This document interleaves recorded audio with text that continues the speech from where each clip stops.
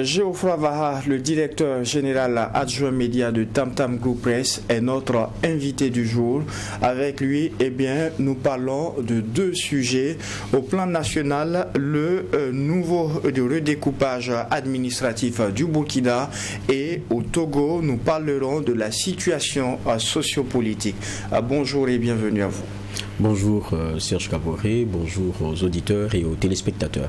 Alors, c'est connu, depuis le Conseil des ministres de mercredi dernier, le gouvernement a procédé à un nouveau découpage administratif. De 13 régions, nous passons à 17, de 45 provinces, on se retrouve à 47. Quelle est votre appréciation globale par rapport à ces changements ? Déjà, comme c'est tout nouveau, on va encore rappeler, c'est vrai que c'est passé dans la session tout à l'heure, on a donc la création de 4 nouvelles régions qui sont issues de la session de 3 régions qu'on avait avant, c'est-à-dire celle de l'Est, de la boucle du Moun et du Sahel. Et donc on a la région de l'Est qui a été scindée en 3. On parle du Goulmou, la Sirba et la Tapua. Il y a la boucle du Moun qui a été scindée en 2, la région de Bankui et la région du Sourou, et puis le Sahel qui a été également aussi subdivisé, cette fois-ci en 2. Il y a le Lutako et la région du Soum. Donc, comme vous le disiez tout à l'heure, donc on a des régions donc, qui passent à 17, et puis pour ce qui est des provinces, on passe à 47. On était à 45 avant. Maintenant, c'est vrai que pour beaucoup, ça tombe un peu comme ça. Il y a pour certains de la surprise, il y a pour d'autres aussi du commentaire, de l'incompréhension sur notamment des baptêmes et des baptêmes. Et derrière aussi, il y a le questionnement sur le pourquoi. Alors que hier, par exemple, et c'est ça aussi mon sentiment, il y a eu la justesse de tenir cette conférence de presse-là pour, je pense, donner beaucoup plus d'éléments en termes de clés de lecture pour que les uns et les autres comprennent pourquoi maintenant et le pourquoi de la décision. Et dans cette dynamique, je salue la rencontre déjà qu'il y a eu hier, parce que ça aurait été balancé seulement comme ça, comme on l'a habituellement après les conseils des ministres, juste peut-être 10-15 minutes, ça n'allait pas avoir l'effet escompté, ça aurait peut-être nourri beaucoup plus les débats. Avec les explications, je pense que chacun se fait une idée, maintenant quitte à partager ou à ne pas partager, ça c'est la réalité. Mais je pense qu'il y a un principe quand même qui est premier, c'est que de ce qu'on a entendu du ministre de l'administration territoriale, et renchéri d'ailleurs par le ministre de la communication, c'est que les découpages qu'on avait par le passé sont des découpages que, donc, depuis le dernier que nous avions, qui date quand même de, si ma mémoire est bonne, je pense que c'est de 2001. Et donc ce découpage là, quand on le regarde au fond, il tient compte de 2 éléments importants. C'est l'économie, et puis quand on regarde aussi sur la question organisationnelle, la question même du territoire, ce qu'on veut donner comme superficie, et la question ethnique, d'autres éléments qui sont sociologiques en fait. Maintenant, il y a une troisième donne qui importe aussi pour le Burkina aujourd'hui, et même au premier chef, c'est la question sécuritaire. Et quand on écoute le ministre, il parle des limites de l'organisation territoriale caractérisées par des considérations politiques et économiques, donc qui ne prennent pas en compte un volet qui est important, c'est celui sécuritaire. Mais à partir du moment où l'explication qui nous est donnée, c'est que la réorganisation territoriale que nous avons ici se justifie du point de vue sécuritaire. Moi, par exemple, je ne suis pas un puriste du domaine. Je pense que ceux qui sont les puristes de la sécurité, seuls peuvent nous donner tout ce qu'il y a comme éléments de fond. Mais c'est des réflexions aussi, il faut le dire, et des éléments de revendication qui ont commencé il y a longtemps. Même sur le principe sécuritaire. Depuis même les années 2000, beaucoup ont demandé que pour certaines régions, par exemple, du fait de leur qu'ils soient revus assez rapidement, le découpage, pour que l'administration soit beaucoup plus proche des populations, des administrés, parce qu'il y a des oubliés un peu de la nation, de par les découpages, de par ce qu'on a de façon infrastructurelle, de par la capacité même de l'État à toucher le Burkinabé dans ces zones-là. Et je pense que c'est des éléments mais même, je me rappelle aussi que c'est des éléments qui revenaient sous le ministre Dabiré, sous Roch Kaboré, la question encore du redécoupage, sur le principe de ce que la situation sécuritaire intime qu'il y ait ce type de changement. Donc, je veux dire que on convient que d'une façon ou d'une autre, la question sécuritaire intimait qu'il y ait en tout cas la prise en compte d'éléments pour qu'on ait une meilleure organisation territoriale. Et donc pour moi ça ne souffre pas de débat. Maintenant, il y a aussi évidemment l'autre élément, c'est la question des dénominations. Et on dit que les entités régionales n'avaient pas suffisamment pris en compte donc les réalités socio-culturelles et linguistiques de notre pays. Là-dessus, on a entendu les deux ministres dire que ce ne sont pas les propositions qui manquaient, chacun voulait que ce soit de son ethnie et tout. Donc ils comprennent à un moment donné que on ne pourrait pas satisfaire tout le monde forcément avec à la fois ce découpage et les nouveaux noms qui ont été donnés. Mais pour beaucoup aussi, on oublie peut-être, mais il y a eu une histoire à donner à ce découpage que le Burkina connaît.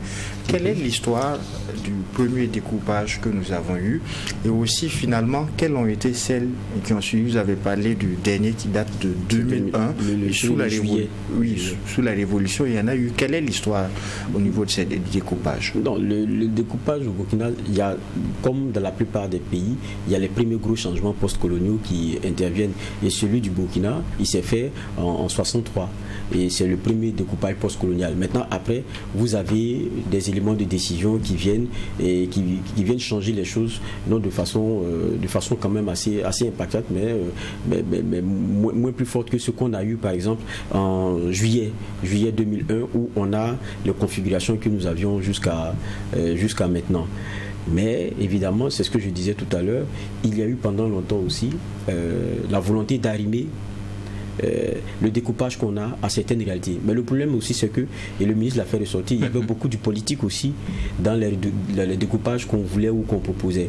Parce que derrière aussi, quoi qu'on dise, ça permet un genre de coefficient qui vous permettent, sur le plan électoral, d'engranger ou de ne pas engranger, selon les secteurs, selon les zones que vous maîtrisez ou qui sont de réputation en adhésion avec l'opposition. Donc ça, c'est des éléments qui entrent en ligne de compte.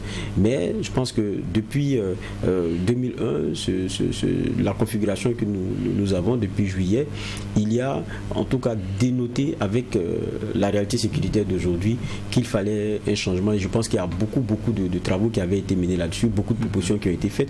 Quand on prend par exemple la question de la région de l'Est, beaucoup l'ont démontré à un moment donné, c'est quand même près de 17% du territoire national. C'est quand même assez large. Dans les recherches que je faisais, quelqu'un qui faisait une proposition notamment sur le scindage de certaines zones, il disait que quand on prenait par exemple la région de l'Est, vous avez, c'est-à-dire que c'est comme la Gambie et le Cap-Vert réunis, vous voyez, mais en une seule entité où vous n'avez pas forcément vous n'avez pas forcément l'administration, vous n'avez pas forcément l'État qui est présent jusque dans ce qu'on voudrait de façon éloignée pour être beaucoup plus proche des populations.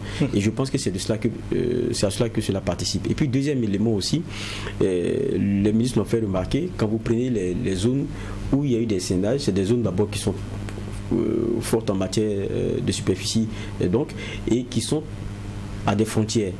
Il y a une réalité de contrôle de frontières aujourd'hui dans la guerre contre le terrorisme là, qui est un défi majeur. Et donc c'est des éléments qui pour moi en tout cas permettent de comprendre un peu la démarche. Mais je le dis encore, quand les spécialistes de la sécurité vous disent que la décision est basée sur les aspects sécuritaires, nous les profanes, qu'est-ce qu'on peut dire? Si ce n'est que d'espérer que évidemment ce redécoupage qu'on a là pourra permettre d'avoir les effets escomptés dans la dynamique dans laquelle on est lancé dans cette lutte contre le terrorisme là. Et puis évidemment cela va aller forcément avec l'adhésion des populations.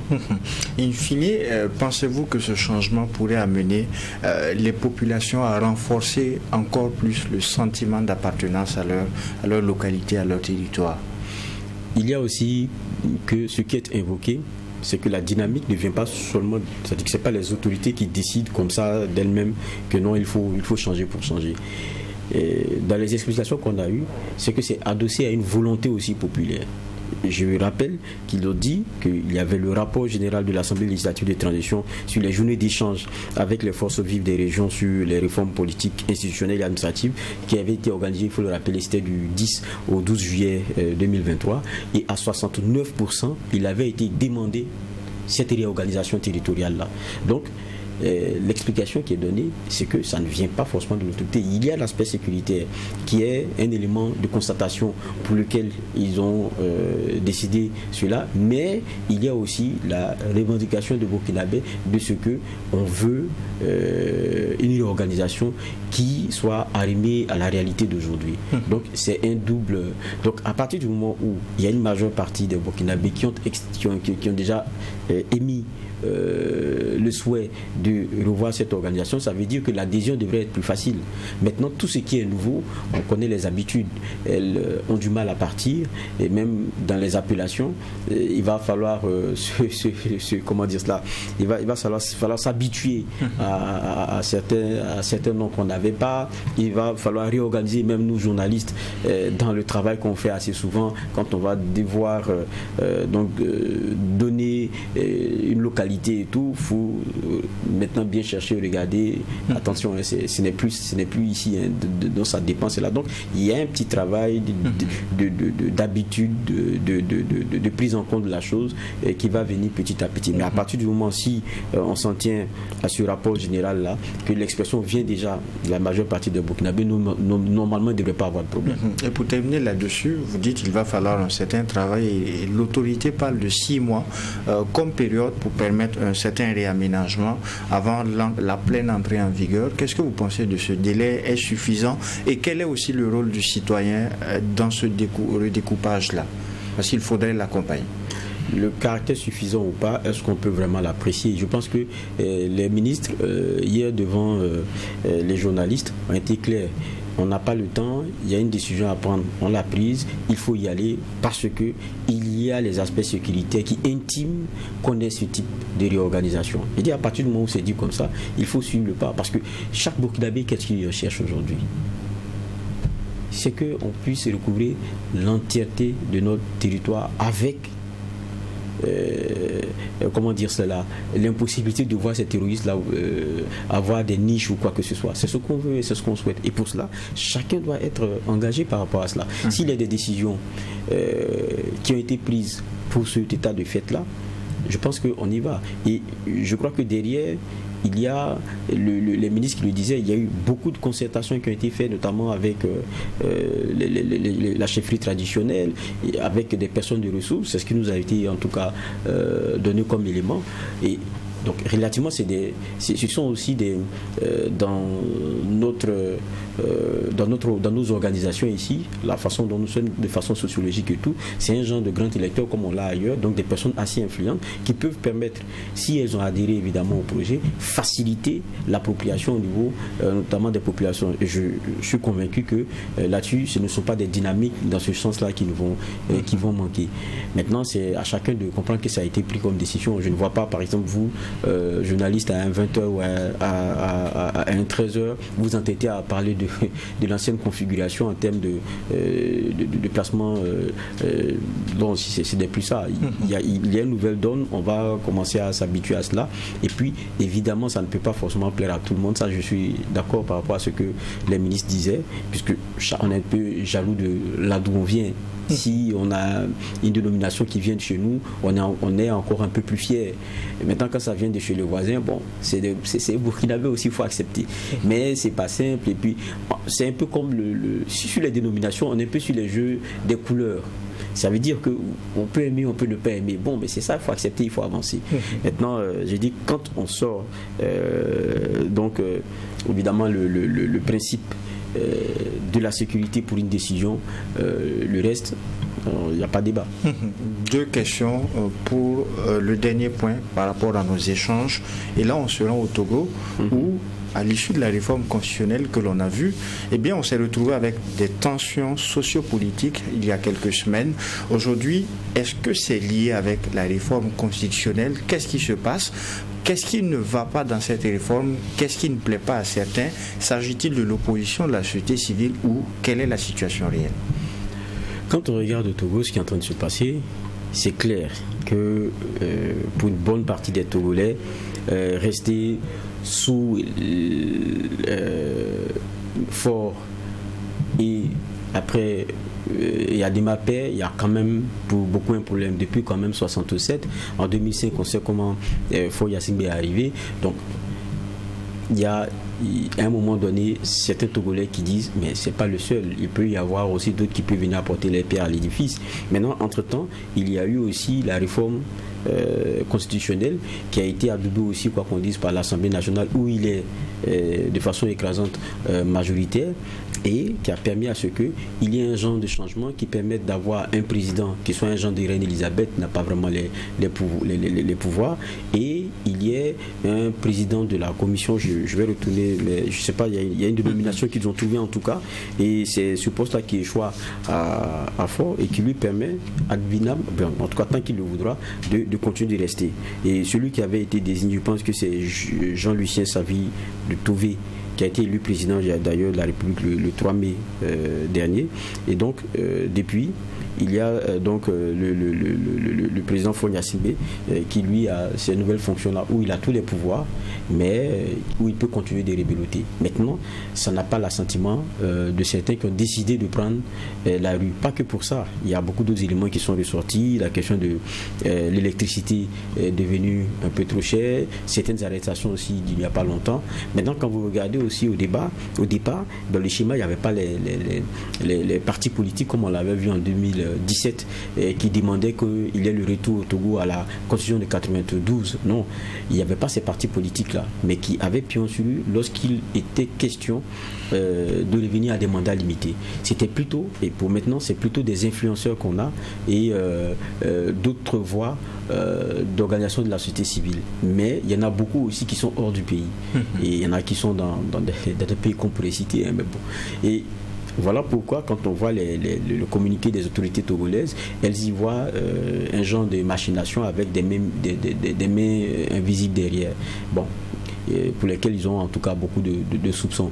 Maintenant, nous, ça ressemble à une histoire que nous avons connue ici avec une insurrection, parce que beaucoup commencent à faire le lien et à évoquer une insurrection et tout, mais souvent il faut s'asseoir et bien regarder d'où ça vient et comment c'est porté et quels sont les objectifs au fond. Maintenant, c'est dans un contexte qu'on ne peut pas aussi, voilà, passer comme ça pour un pays comme le Burkina. C'est que vous prenez le président Faure Gnassingbé, c'est quelqu'un qui n'a pas été dans les décisions tranchées, il n'a pas accompagné lorsqu'il s'est agi des postures des pays de l'AES.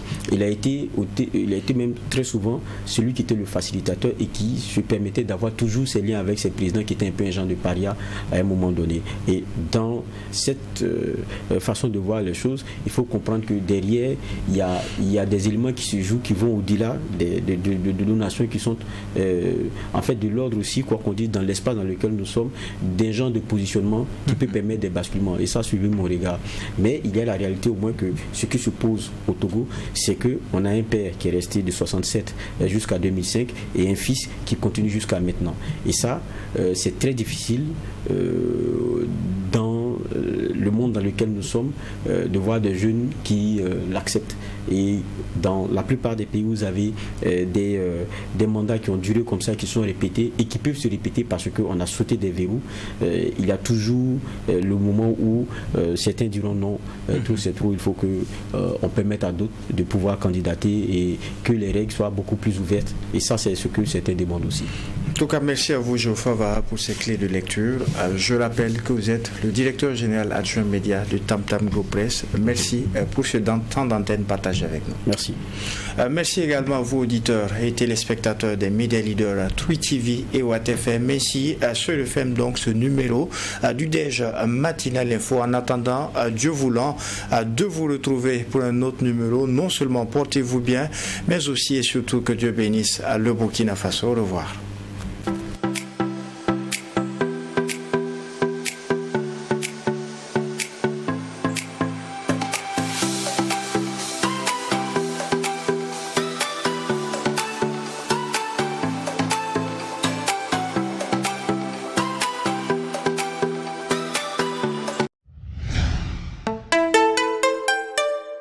Twi TV, la télé interactive.